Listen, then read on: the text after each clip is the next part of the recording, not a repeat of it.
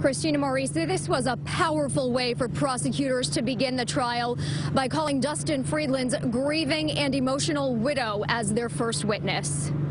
Jamie Friedland was composed, recalling the day she had with her husband, December 15th, 2013, before he was shot and killed during the carjacking. The two went to the Short Hills Mall for a new cell phone and to celebrate their anniversary dinner. You could see her wiping her eyes and starting to cry on the stand as she watched surveillance video of her and her husband inside the mall.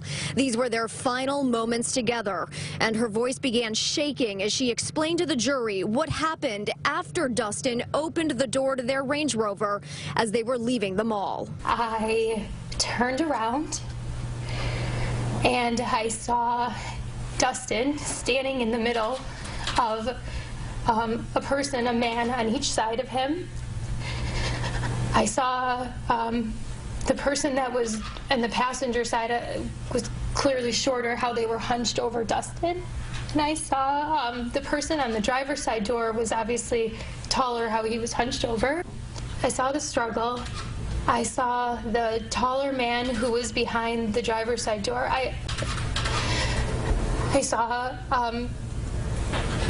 him put the gun to Dustin's head, and I heard bang, bang, shh, and then the window shattered. She went on to describe having to witness her husband's death. I turned around, and I turned around, and I saw Dustin laying there in a pool of blood,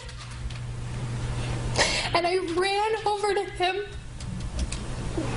and I couldn't get my phone to work because I just got it at the Apple Store. It was just right when the thumbprint came out, and I couldn't. We programmed it at dinner because I thought it was so cool, and I couldn't figure out how to unlock my phone to call 911.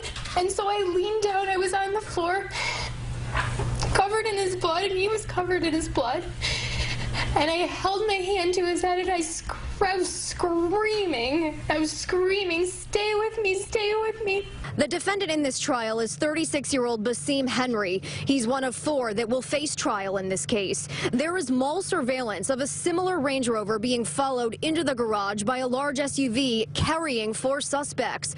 Prosecutors say Henry is not the man who actually pulled the trigger that night, but because he was part of the conspiracy to steal the car, which ended with the killing of Friedland, he is charged with murder. And I have to tell you, it was incredibly heartbreaking to be in that courtroom while Jamie Friedland was giving that very emotional testimony, but even harder to be right outside the doors when she was finished testifying. When she got off the witness stand, she walked out of the courtroom and she completely broke down. You could hear her cries all over the courthouse, and unfortunately for her, she will likely have to testify 3 more times because these 4 defendants are being tried separately. She will have to testify at each of their trials. Testimony here resumes in this trial tomorrow morning at 9:30. We're live in Newark tonight. Jessica Layton, CBS 2 News. Just gut-wrenching. Jessica, thanks so much for that.